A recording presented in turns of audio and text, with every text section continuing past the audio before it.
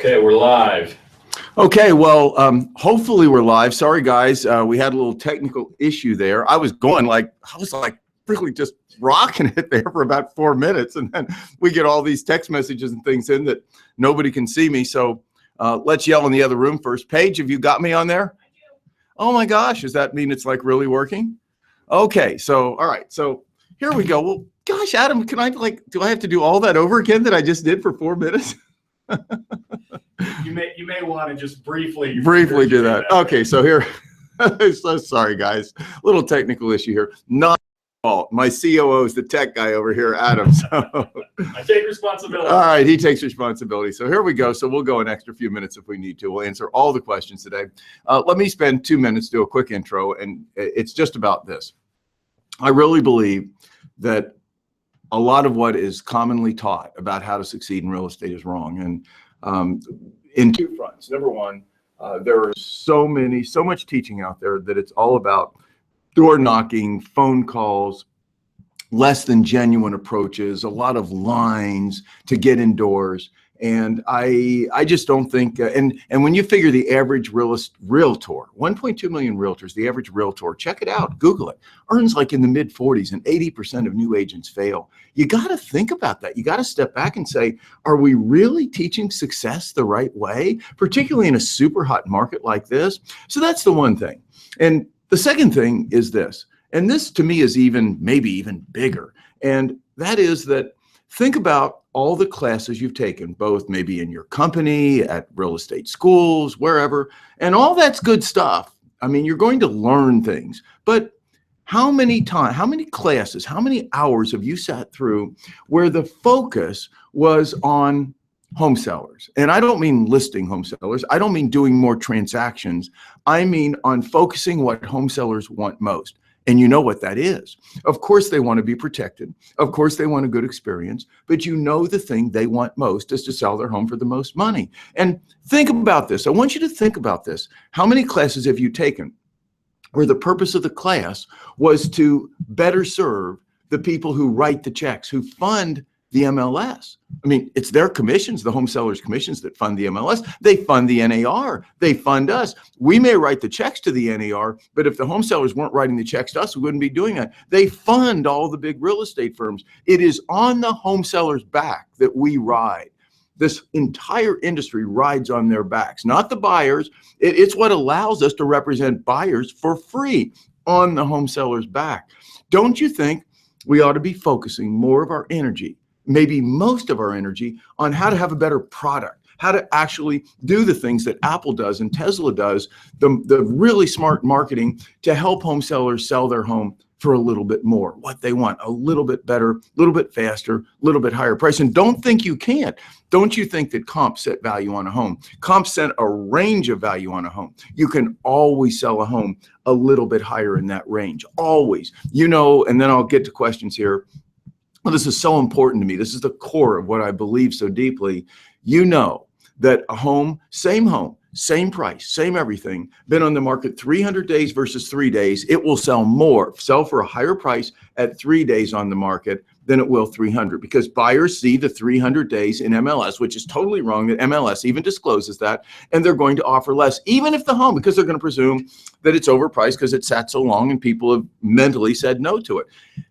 You see, the thing is, that home may have never been shown one time during the 300 days. Doesn't mean it's worth less necessarily, and yet buyers will presume that. So my point to you is, and this is the core, I teach a lot of things in my coaching, everything from how to have a better LinkedIn profile, how to give a perfect listing presentation, personal brochures, all kinds of things. But the core of it are advanced strategies, things that realtors in your community are not doing, that you can logically and transparently show to home sellers you do, and they'll see without you even selling it, just explaining it, that you have a formula that increases the probability their home will sell faster and at a higher price. So that's my little wrap on the industry. Not really as much critical as it is a call for reform, a call to rethink what we're doing, a call to look at the typical home selling process. Hey, let's list it and quickly throw it in MLS, throw up a sign, run some ads, and blame the home seller for pricing it too high if it doesn't sell.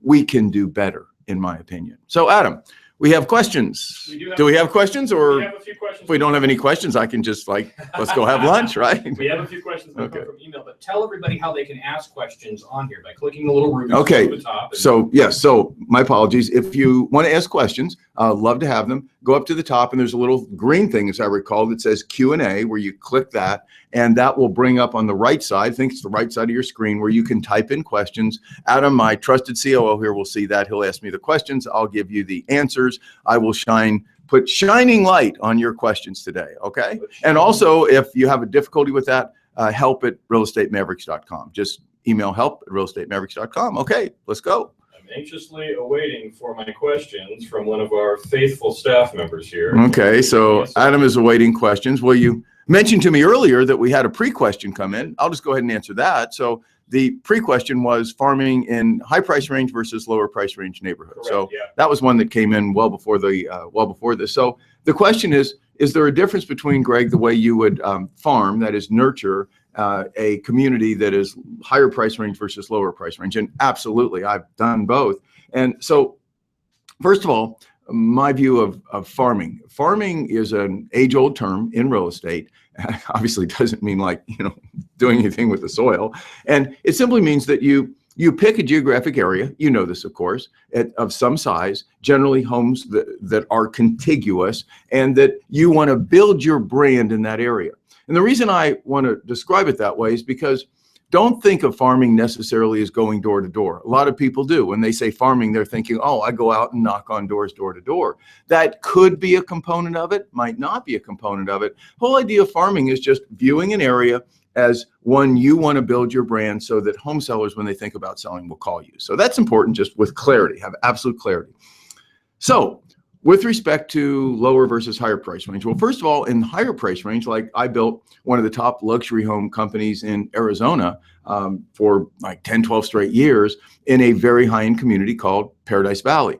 Homes average anywhere from, low end, probably $1 million to, well, $5, $10 million and more on occasion. And so I'd never door knocked. There's not a community that you would be going out and knocking on doors. Number one, a lot of the homes were on anywhere from 1 to 5 acre lots. So you couldn't get to a lot of homes very fast because there'd be a lot of walking. But number two, it just wasn't cool in that area, in that kind of a thing. So what did I do?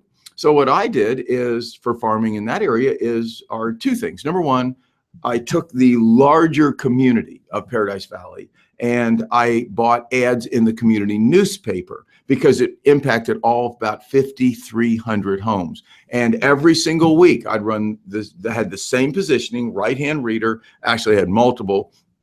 And I was sending my messaging via that. And I did two kinds of messaging in that. Messaging one was the typical, what I did as a realtor, what differentiated me, my home selling formula. And the other one was more of an article where I would give good information, talk about business and personal life strategies. I still do that today. That has been extremely popular, where people got to know me. Like when I motorcycled Africa for a month a few years ago, I wrote two articles in my ad page with photos of me and Roseanne in Africa and motorcycling around. So that got people to know me, which was an important part of my farming that community. People do business with people who they like and trust. And a big component isn't just, hey, I can sell your home and sell it for more, and here's why. It's here I am as a person, and I hope you will like me and trust me because of that. The lower price range, that is where, in my view, if you want to do the going around once a month, meeting the people, knocking on doors, that's cool. I did it. I did it for years, worked extremely well, but I did it with a difference.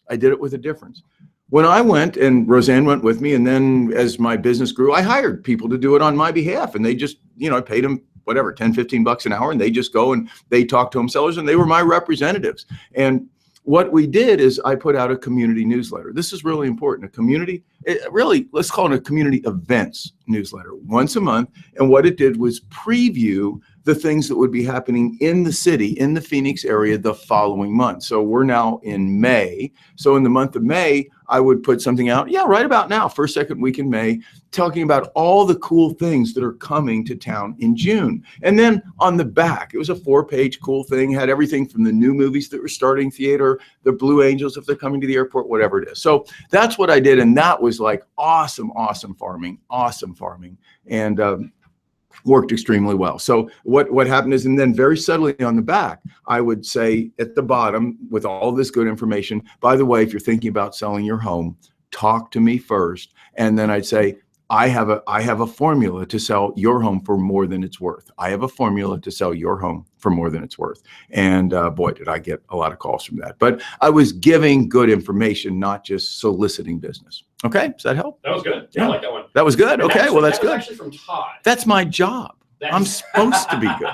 So that question was from Todd. We finally got it in. Like, I mean, if I'm not good, nobody's going to hire me as their coach, right? And then you'll be out of a job. So it friggin' better well be good over here, right? Exactly. Okay. Exactly Yeah. correct. All right, Don't mess good. this up, Greg. Yeah, don't mess this up, Greg. Okay, so we've got another one from Anne Marie. Anne Marie, hi Anne Marie, how are you? Anne Marie says, "I've been watching." I just got a note in front of me that I got to stop banging on the table and waving my hands, and I'm trying to just settle down here. So He's maniacal. he's maniacal. Go ahead. Okay, Anne Marie says, "I've been watching your videos in these webinars for a few weeks now. I love what you teach. It gets me excited to be in the business again after a rough start getting my business off the ground." Yeah, rough start getting her. No kidding. I mean, I had a rough start getting mine, but many years ago, and I'll talk about that sometime. But can you share with me a few ideas to capture some business with a very limited budget at this point? oh, sure, this is great. Okay, so Anne Marie, do you want my like edgiest, the most mavericky technique of all, one that absolutely positively on the lowest budget will start getting you in front of people and getting you listings?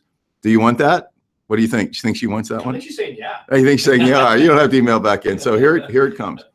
So when I was in your shoes many years ago, I'm sure you're much younger than me because most everybody is much younger than me. When I got started in real estate, the same thing. And so I was really getting frustrated because people weren't listing with me, and I was getting on appointments because I was just so, I mean, what's the word? Pernicious. I mean, just, you know, buy owners, suppliers, whatever. But they were saying no because I was new in the business, didn't have a big name. And here's your strategy. Here is what you do. So it's a little radical. This is what I do if I were brand new. So I came up with this thing, Anne Marie, called make every agent your listing agent. Make every agent your listing agent.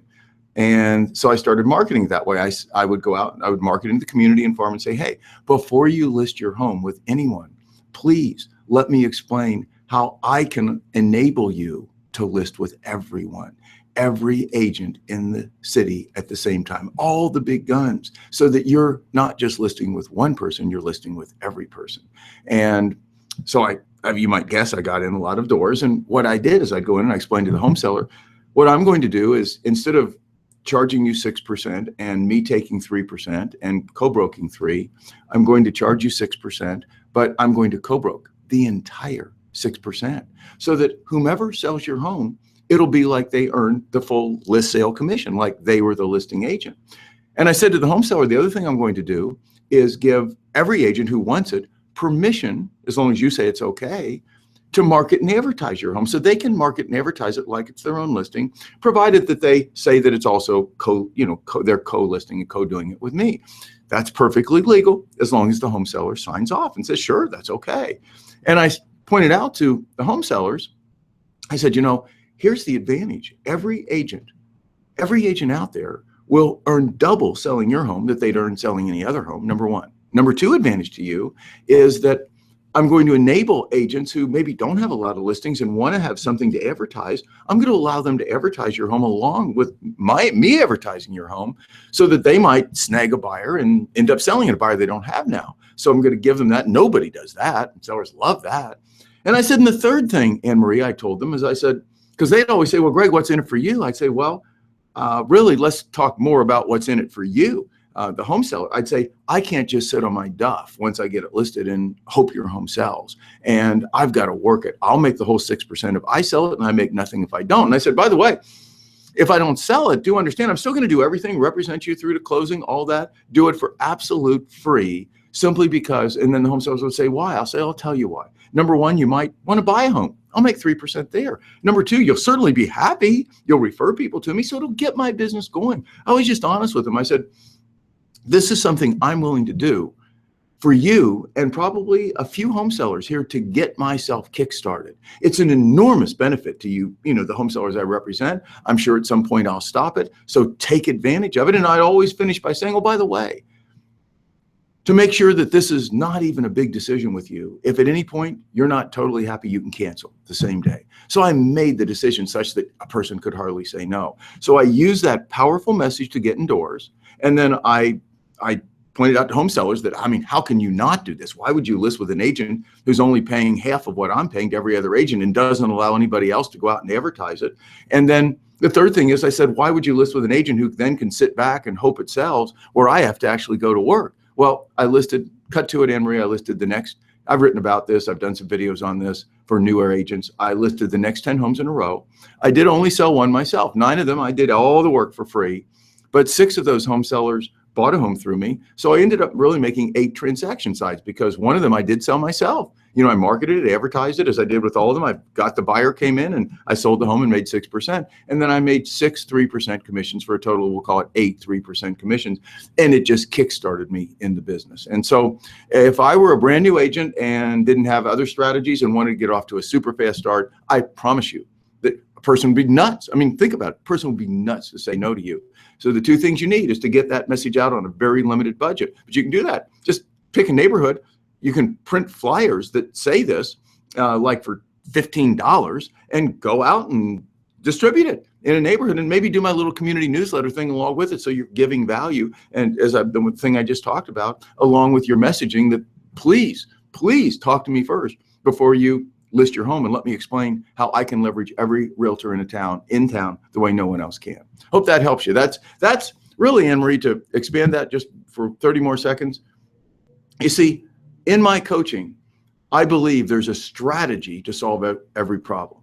And I really believe that's what separates me. And, the people who are in my coaching have to believe in that. And if you're not like a listing person, you don't believe in that, but that instead of this constant selling, I'll work harder, I'll advertise more, I've been in the business longer. Yeah, 10 years, sometimes it's like 1 year, 10 times, because they're doing the same thing year after year, there are these strategies, just like I just described, to solve every problem, get you off to a fast start and allow your business to continue to grow, including once you really get going, how to scale that. Then I teach scaling that business so that you have people surrounding you, enabling your business to continue to grow without you having to work yourself like, your fingers to the bone, given the old cliche. So hope that helps. Okay, Adam, what do we have next? Yeah, so we got kind of a sort of a generic question here, and I'm going to interpret it the best I can. Okay. I think what the question they're asking is when they're investing in sort of collateral, printed collateral for themselves to market, what are the most important things you think in terms of what they should be investing in, whether it's flyers or brochures or marketing materials, we'll say. Right, yeah. Okay, so the question is, when you're investing, when you're buying, we'll call it marketing materials rather than collateral, we'll call it marketing materials. What are the ones that will give you the most bang for the buck? Let's just cut to it. So I actually have a course. One of my courses is the 4 pillars of real estate marketing. It may be the only course in real estate it's an online video course that is just designed to talk about, which I'm going to share those with you, to talk about those strategies for making the phone ring with home sellers. It's not about marketing to home buyers. It's about marketing to home sellers to make the phone ring with the least amount of money. So here are the things I do.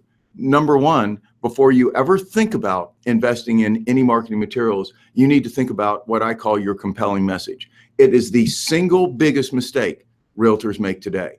I look at realtors' business cards, flyers, all the things they do, and it's all a game of, I've been in the business longer, I have more designations. There's no compelling message. There's nothing that engages me. There's nothing like on the back of my coaching card. I have a compelling message because I teach that. What does it say? It says, ask me how I teach real estate agents how to sell homes for more than they're worth.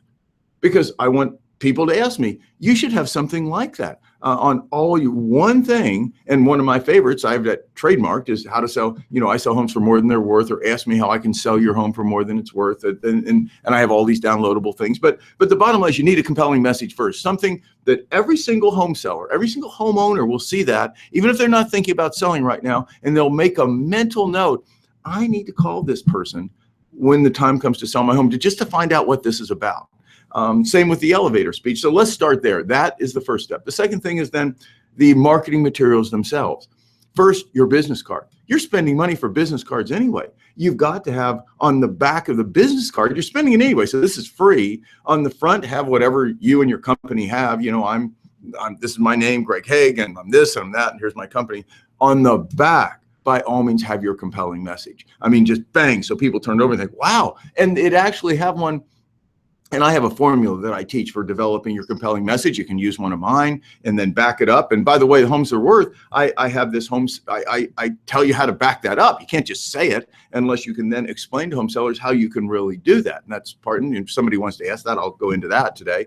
But that's the first thing. Second thing, business cards. That's your most efficient use. You've got to use those as marketing materials. I made it a point to go out and meet 10 new people every day when I was newer in the business. As I call my 10+10 program. I went out and met 10 new people. I teach a way that you can meet people. Go out in an hour and meet 10 new people, and in a discreet way, in an appropriate way, put your business card in their hand. I also teach leaving 10 of those business cards just laying around with the compelling message up. So that's extremely inexpensive. The second, I believe, most efficient way to do that is this community newsletter I talked about, this community event thing. We're talking $20. You want to take 300-400 homes, you're talking $20, $25 to have this thing printed. And then it's just more energy in terms of getting it out. I would do that for sure. So that's number two. The third thing in terms of best bang for the buck is I would look around at publications in your community that impact a certain number of people. If possible, weekly would be better than monthly. And like I did it in Paradise Valley, in the Paradise Valley newspaper, but that's probably beyond your budget because the ads were like, full page was like $800 a week. And I did it every week and I ran multiple full pages, but that was after I'd had a lot of success. I mean, I didn't start that way, no way. So you probably couldn't do that, and you'd probably have to run a pretty small ad in that, but you could do that. But something smaller, but what I recommend is like a church bulletin or a community organization bulletin that goes out. They're always looking for sponsors. I mean, for $30 a week, I mean, you can, have an ad. One of the agents I coach, Ron Byrne, has an amazing ad in Orange County in his church publication, and it's beautifully toned in blue, and he has his compelling message, and it's cool because it's a church publication. I think it said it won't take a miracle to sell your home, and he spends very little money for this ad in the church publication, and it goes to like a few thousand people every week, either just prior to their Sunday services. So those would be, in my view, the three most efficient ways to start getting your message out in a cost-effective way where you get most bang for the buck. But the key, last thing I'm going to say, is it is so much more important. It's so important to impact a smaller group of people continually rather than a large group of people like once or twice. That is critical. Never forget that. If your budget is such, make sure you've got enough budget that you can afford weekly for months to continue pushing the same compelling message to a smaller group of people. You'll get a much better result than if you say, boy, I'm desperate for a commission, so I'm going to spend everything I've got and run this one big ad and hope I get a call. That is not the most efficient way to spend your money. Okay? Good. I like Good. it. Lawrence writes in and he asks, how do you feel about working as a listing agent with ResNet or other REO management companies? It seems to be a positive way of attaining listings. Well, I think that's if you're doing that, and I do know agents who do that. If you're looking at that as a listing strategy, it's perfectly fine. There are a number of property management companies. In fact, my next door neighbor in Scottsdale is just a wonderful guy. His name is Jason, and that's what he does. He actually has his own property management company. So through the property management, through handling the rentals, it's an enormous source of listing leads for him because of the people who at some point when they don't want to rent their home anymore, they end up selling their home, and they almost always do it through him. So the quick answer is, I think that's, if you don't mind the time drain that it takes to do the rental portion of it, because you have to do the rental portion as well, which is a big time drain, then it's perfectly fine. Now, in my view, what might be more efficient than that, and I think that's fine, by the way, no criticism, it's a great way to get in front of people and then have something different to say.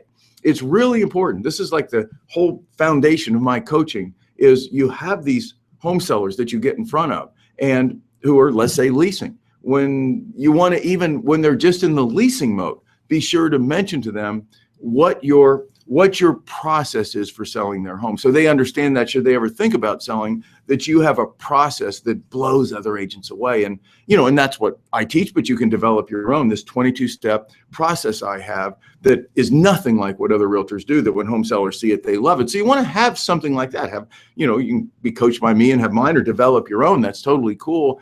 But differentiate yourself with a process that you put in front of people, even when they're not thinking about selling. So when they do, you're definitely the first one they call. One other thing, I used to have relationships with people who were in the leasing business. So I didn't do it myself, because I wanted all my time 100% devoted, not to trying to get homes leased, but to use that to just get listings. And so I built relationships with people who were in the leasing business, and they referred any listings to me, and I gave them 50% of the commission, not 25. I gave them 50% of the commission I earned, and they didn't have to do a thing. So that was a huge incentive for them to send me business. And I built those relationships all over Arizona, and I was getting a ton of business from these people because they could earn 50%. And you see, it wasn't their core business. They knew I could do it better. So that's another way to approach that as well. Okay, Adam? Got it. Good. We got one from, where'd it go? I wanted to ask this one. Jim Good. I wonder if he's related to... Hey, Jim. How are you? Hi, Jim. Okay, Jim Good wrote into us, and he says, thanks for taking... Oh, yeah, related to one of the agents we're coaching, yeah. Thanks for taking the question. Yeah, in Australia. Could be. Yeah, okay. Okay. If I'm not willing to cold call or door knock, right, what other marketing strategies are recommended? Yeah, first of all, the cold calling. You can do that, not do that. First of all, let me talk about that for a second. Cold calling is obviously when you're dialing either by owners, expireds, or just like random dialing people. Think if they're selling their home. That's I get it. Okay, so I did a little bit of that long time ago, and it was quite frankly so distasteful to me. I just didn't like it. I mean, frankly, the people I was calling didn't like it much, so I didn't want to do it either. Now, I do want to make a comment about that. However, that can be fruitful. So my first answer to the question is, I hired someone to do it for me. I paid them back in the day. Now I might pay them $18 an hour, but I hired and trained somebody to call by owners and call expireds. I taught them the talk track, and I've got a really good one for by owners, a really good one for expireds. And so their job was to make those calls every morning for me to every expired in my community and any by owners that we hadn't touched. And their job was to get me one appointment a day. That was their job, an appointment a day. Now, I paid them a small hourly rate. Today, that might be $15 to $18 an hour. I gave them a generous spiff for every appointment they got me. When I actually went on the appointment and it was a genuine home seller, whether I got the listing or not, they got a spiff.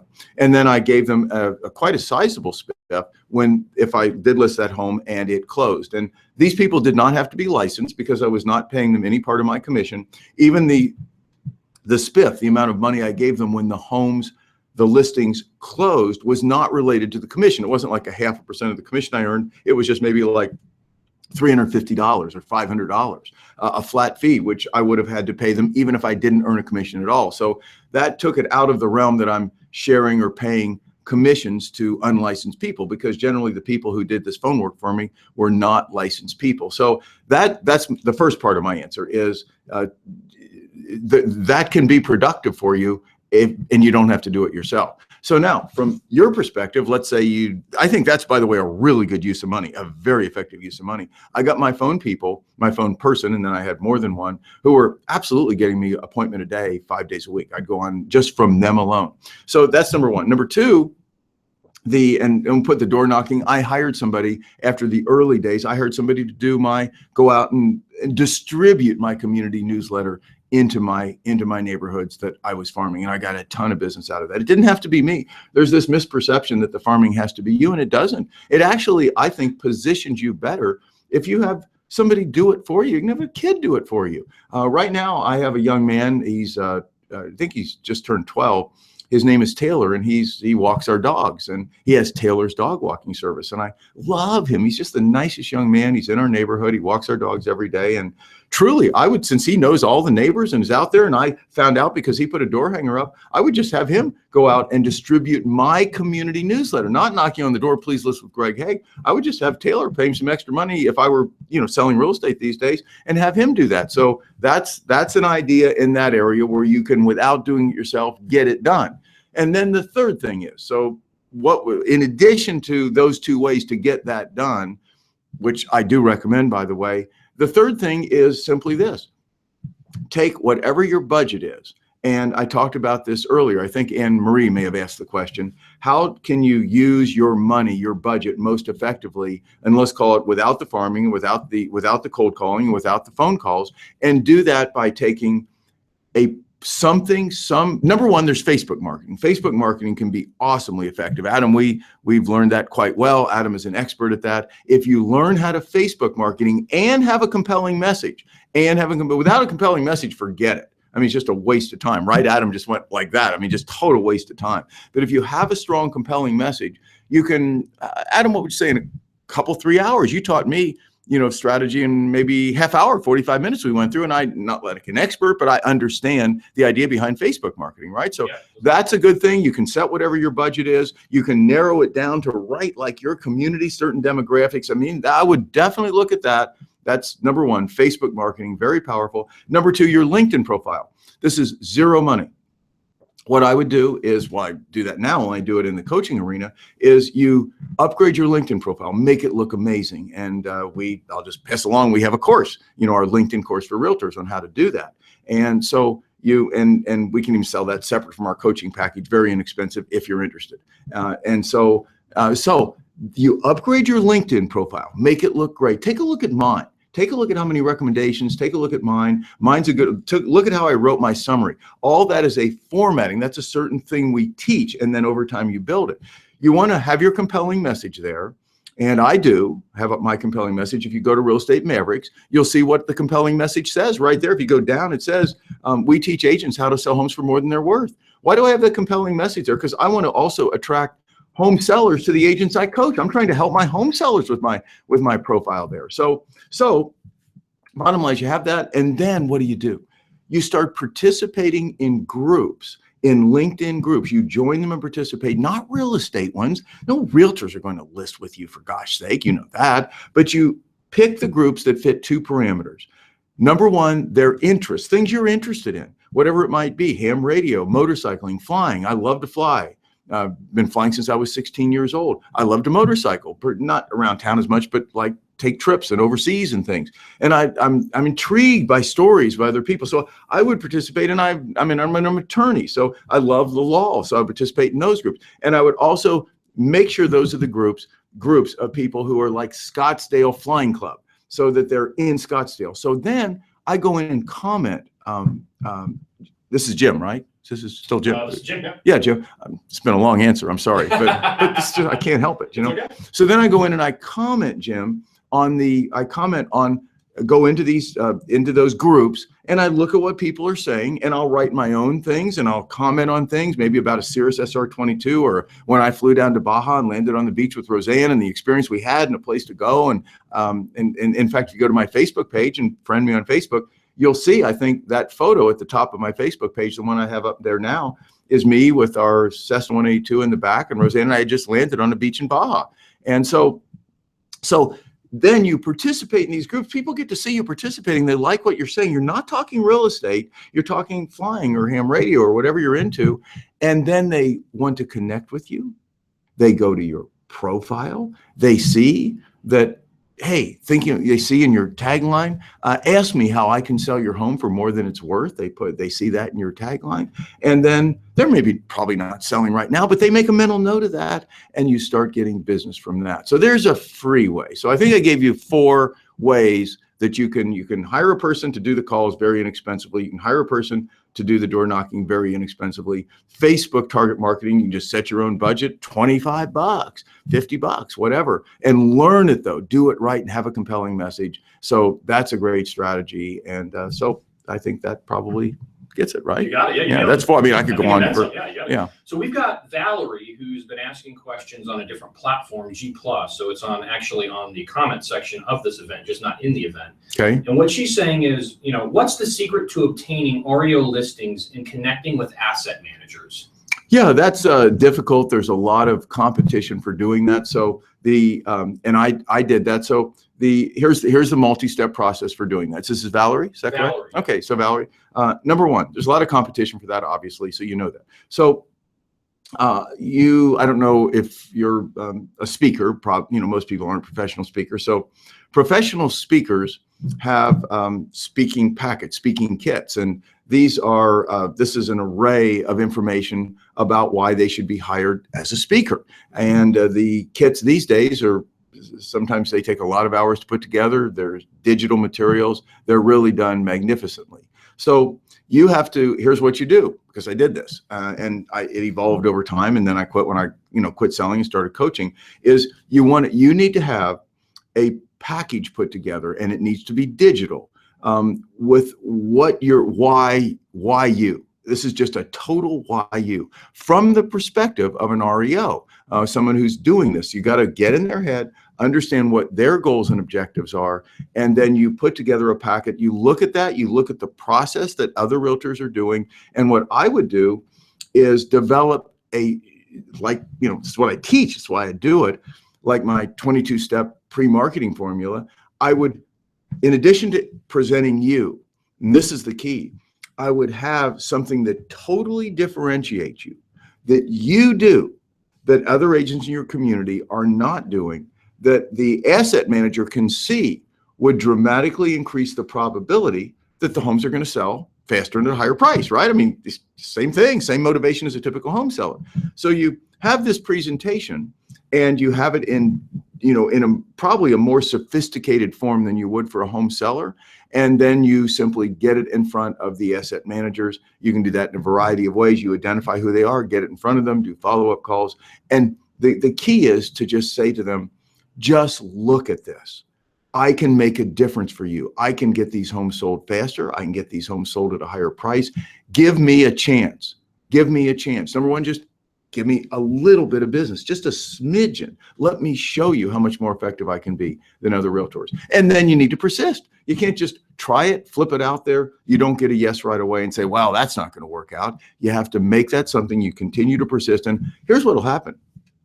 Number 1, 3 things. If your presentation is really professional, like, wow, professional. If number 2, your presentation really does cause an asset manager, an REO manager to look at it and say, wow, that's different. That's different. I should ask her about that. I should ask this Valerie about that. Curiosity. And then you're continuing to follow up in a nice and respectful way with calls, emails, etc.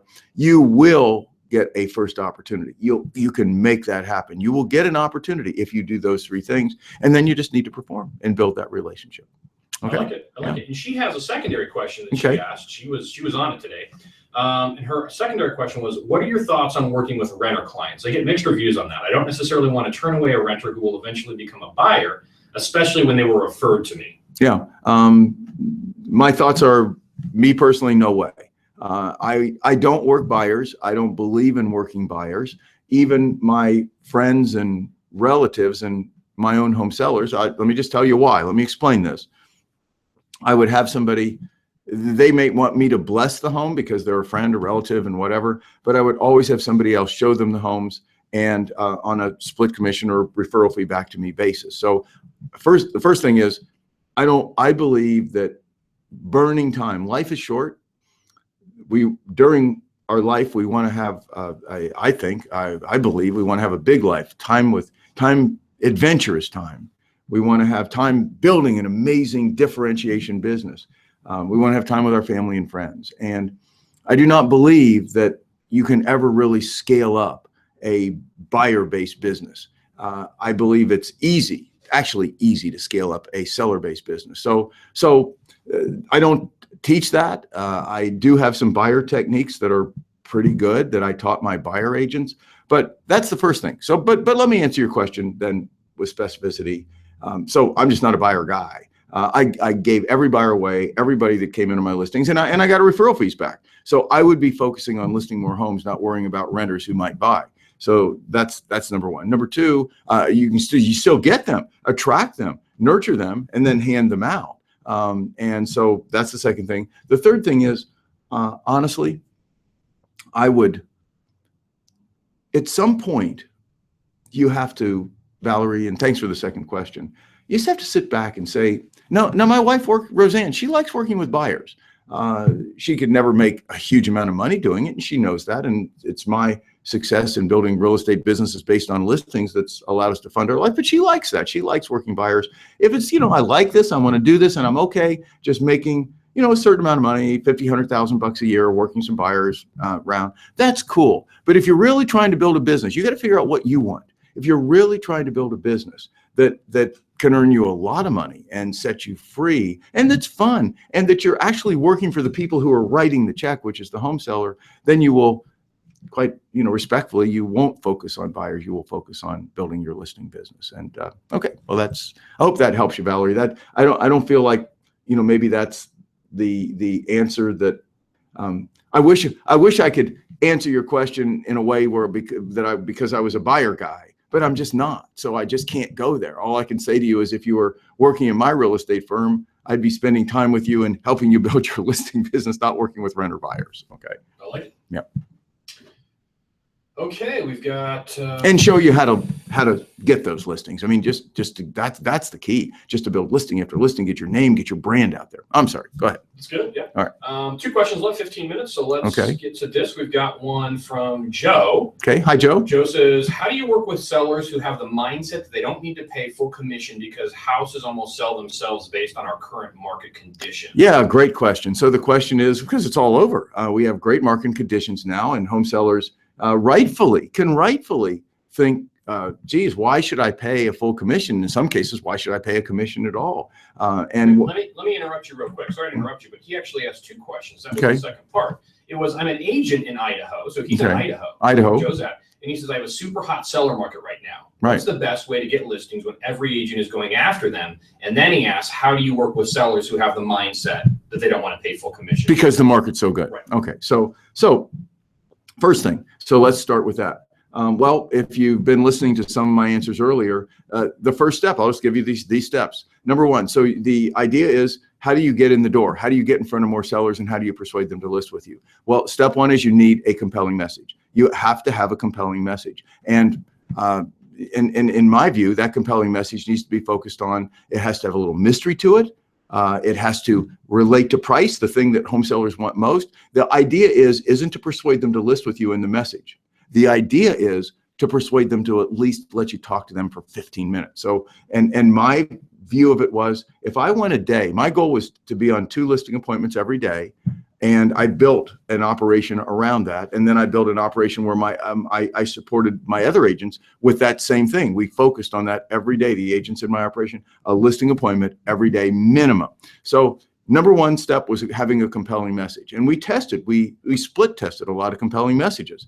And that's one of the big parts of my coaching is this having that, because you don't go to enough dances. The second thing is, when you are in the door, to have a process that starts even before you arrive on the listing appointment that blows people away. Like, I would always have someone pre-deliver my listing brochure, pre-deliver my personal brochure that talked about me as a person, and it would always lead off, and it would say, hey, I know I'll be meeting you soon to talk about selling your home, but I thought you might like to get to know me personally before we meet professionally. And it was accompanied by a little personal gift. And I talk a lot about how I used cherry butter. It was $3. And I wrote a little note about my backstory and how I grew up in water ski instructor in Michigan. So I teach a whole process that starts with that, where the sellers are really liking you. And I mean, before you're even done with the walkthrough, they're thinking this person just is really, really different.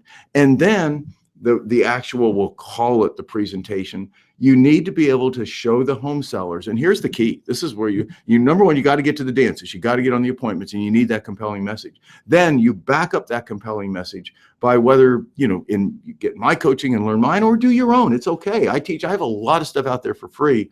You have to have a listing presentation. And here's where the rubber meets the road, where a home seller would say to themselves, this person for sure is going to get me 4, 5, 6, 7, 8, 9, 10% more for my home than any other agent in the community. And you can do that. And I teach how to present that, where you start off with that most people think a home's value is set by the comps, and it's really not. It's a range of value. And in a hot market, if you have a really intelligent pre-marketing strategy to build anticipation, build excitement, because sellers might think, well, look, my home's going to sell like in the first weekend. Denver, several other hot markets, it's going to sell right away. Yeah, but then they may think they're getting top dollar. They're not. And you tell them that you're not. You'll sell it fast and you'll get a good price. But with this kind of demand, what if we did this? What if we tripled the number of buyers that first get to see your home? We put them in a higher price frame of mind, because none of them get in the door till this certain date. And we schedule showings half hour apart so people see each other coming and going. And you take them through all these steps. What I do that totally gets buyers like in a frenzy. We're in this super hot market. You're gonna actually end up, your home will sell. It'll sell at a good price, but I look at how I can get you a better price. So that you do that, and then they still maybe want to negotiate you on commission. So they want to negotiate your commission. What I always said to people is this: I'd say, well, look, my commission, let's call it 6%. My commission is 6%, but here's the thing. Here's what I'm willing to do with you. If I run this process, we get you see what I do. You see how good a negotiator I am. You see the buyer interest we have that's above if you just threw it out on the market with a normal realtor. And if we get down to closing, we get to the sale contract, and you don't feel like I'm worth my 6%, we'll talk about it then. And you don't have to reach down and sign it. Don't reach down and sign it. But if you really don't, that's when we'll talk about me reducing my commission. And I said to them, and I will. I'm not going to hold up your sale. And I meant it. I said, I'm not going to hold up your sale. Bottom line is, and so what happened? Well, very few people, when they saw what I did and how different I was in the process I had, very few people ever, when it came to this contract, particularly in a hot market where homes were selling at really good prices, said to me, Greg, reduce your 6%. But when they did, I did, because my view of whatever. I mean, you'd understand, in my view, if you can't persuade somebody to pay you, we'll call it the traditional 6%, either at the time you list or when you have a contract, then okay, that's not their fault. It's a hot market. It's the way it is. To me, I'd rather earn 5% or 4.5% than no percent. To me, I'd rather have a sold sign. I'd rather have a sold under my belt and a happy client than not, and earn money while doing it. So while I always work to do my best to convince people to pay me that 6%. And when I say because I'm worth it, because I could show them that I was worth it in terms of getting them that much more for their house, a higher price for their home, the bottom line was, when push came to shove, it's list every home every time. And again, if everybody in my coaching knows how I feel about that. You never turn down a listing. You list every home, every time. You do your best to convince home sellers to pay your 6%. And if you can't, then you think about, for the next one, what more could I say that would get me a little bit higher commission? Okay, I like it. Okay, so final question I have on here is the question. It's about LinkedIn. LinkedIn, okay. Here we go. What kinds of things do you recommend blogging about on LinkedIn? I keep hearing that it shouldn't all be business related, but I'm not sure what else people would want to hear from a real estate agent. Okay, great question. So what should you blog about on LinkedIn? And you keep hearing that should not all be business related. Well, you're absolutely right, because business related blogging, writing about real estate every single time, there's not a huge breadth of people who every single week, if that's how often you're going to blog, who are interested in that. So here are the things you would blog about. As a real estate agent, you want to be proud of your community. This is what I used to do. So I used to blog about 3 different things. Thing number 1 was real estate, things that I thought would be engaging in real estate. So I'm going to give you a real estate topic now. It's one that I'm a Huffington Post writer, and this may be my next Huffington Post article. And feel free to use it and write something on your LinkedIn. I think it's a really good topic. It's how the current political climate and the upcoming election, which it looks like it's going to be between Trump and Clinton, Hillary and Donald, how that is likely to affect the real estate market, the value of homes, and if you're thinking about selling your home this year, how you should respond to that. And I'm going to write about that because there's a lot of, if you go back to these kinds of political contests, the ones that have been like what we think this one, well, there's none that's ever been like what this one's going to be. And this is like crazy, but there have been some that have been pretty crazy. So bottom line is, I think that will get a lot of people's attention, be very interesting. And you see, it still positions me in real estate, but I'm not just talking about 7 strategies to sell your home for more. So that's one type of subject. Look for interesting, engaging, maybe even somewhat controversial things that are peripherally related to real estate. This one is politics in real estate. Number 2, write about the community. Same thing. New restaurants that are opening. Be the place in your community that the community learns to go look and read your blogs about the interesting things coming up, the new restaurants opening, that kind of thing. Be a go-to source in your blog of that kind of community information. People love that. And again, that semi-positions you in real estate because obviously this is the community. And there are 3 things people buy when they buy a home. One is the home itself. That is the functionality, the livability. The second is the badge of honor. That is how this is going to appear to my friends. Will I be proud when they come over and from the front and inside? And then the third thing is the community. What's this going to be like living here? And so when you're doing that, you're doing something also that shows that you realize that third thing is a huge contributing factor to your ability to sell homes for more. And yet you're doing it in an interesting way. So that's the second thing. And the third thing, about you. Some of the most powerful blogs I ever wrote were about me. And I wrote one, like I said earlier, about the adventures I had in Africa, motorcycling Africa. I written about my family. I wrote about how moved I was when my sons graduated from school at various times and some of the experiences they had and what I learned from them. I've looked at, people are fathers and people are children and people are brothers and sisters. And so I've written a lot. I have a website, savvydad.com. Go in and take a look, savvydad.com. It's where I base my book, How Fathers Change Lives. And so I wrote a lot about that. I wrote about fathering. I wanted people to understand that to me, I believe, everybody I think knows fathering is important, but my particular niche in fathering, I wrote about that I think as men get older, they don't recognize how important it is they continue to be engaged as an active father, maybe even more active than when they were younger, that the kids in their 20s and 30s, they need a dad as a mentor. They need a dad in a different way they did when they were 12 or 13 years old. So those are the 3 things, to write about you personally, to write about, I believe, the community and the cool stuff there, and then to pick some interesting, engaging, maybe even somewhat thought-provoking and controversial things that are more directly real estate related. All right. And we got one question that came in last minute from Cedric. Cedric. Hi, Cedric. Cedric says, "Hi, Greg. What kind of language would you use in a contract?" Is this Cedric, Cedric Miranda? Okay. Hey, cool. Cedric, good to see you. He says, "Hi, Greg. What kind of language would you use in a contract when people offer more than the appraised value, as the bank would only loan on the appraised value?" Okay, well, I need to be more specific. So the purpose, Cedric, of this, I'll talk for a minute and clarify that. So what you're asking is, so you have an appraised value and the people are willing to pay. You don't have a problem here. The buyers are willing to pay over appraised value. So Ravi's talking about the purchase contract. So I guess you're looking for I'm going to guess here that you're looking for the language that simply says that the buyers are willing to go ahead and buy the home, even though the home has appraised for less than the price, less than the contract price, because that's happening a lot in this market. So I'm going to presume that's your question. And so here's the sequence of events then that would have happened. Number one, you would have had a contract. on the house at a certain price. We'll call it $300,000.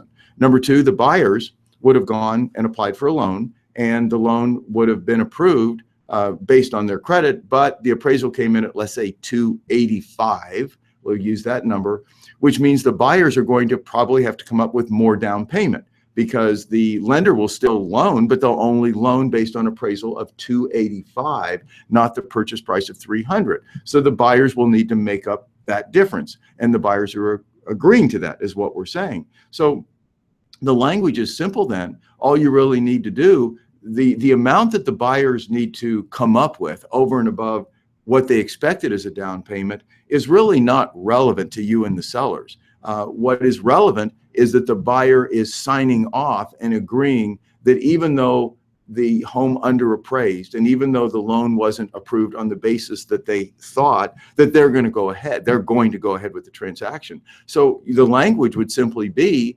would say this, and I'll just kind of give you the language here, right camera, would simply say that the buyers hereby acknowledge that the home is appraised for less than the purchase price.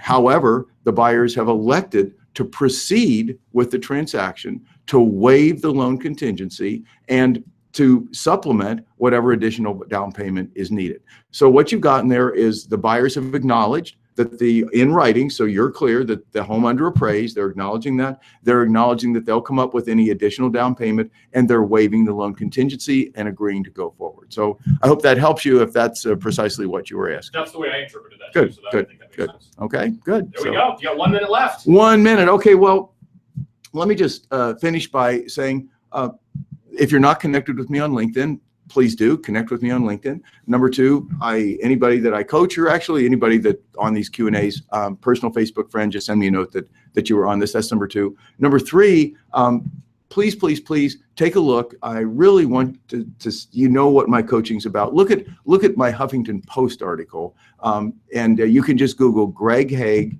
and don't let tradition cage your ambition. So Google Greg Hague, don't let tradition cage your ambition, and read my Huffington Post article. It just went up 3 days ago. Already this morning had over 250 Facebook likes in a matter of 2-3 days. And that's my mindset about the world. I talk about Brendan Burchard. He's a friend of mine, and he's just become like a Tony Robbins in the world of personal development. I talk about Brandon Steiner. Google Steiner Sports and bring Steiner Sports up. Brandon is a dear friend of mine. He built a $50 million sports empire, again, through what I call not letting tradition cage his ambition. And it talks about some of this, my article talks about some of the strategies that Brendan employed, some of the strategies that Brandon employed. And the last little bit on that is that I'm not just talking traditions in business. Obviously, I believe that a lot of the things that are commonly taught and commonly believed in real estate can be improved and need to be changed in a positive way. But I also believe that we sometimes get caged by our community, what people expect of us, what the community expects of us, what our friends expect of us, what our bosses expect of us, what our companies expect of us, the kind of lives that people expect us to lead on a daily and weekly basis, the expectations that people have of us of who we should be a person and what we should do. And my philosophy is I cherish my friends. It's so important to me.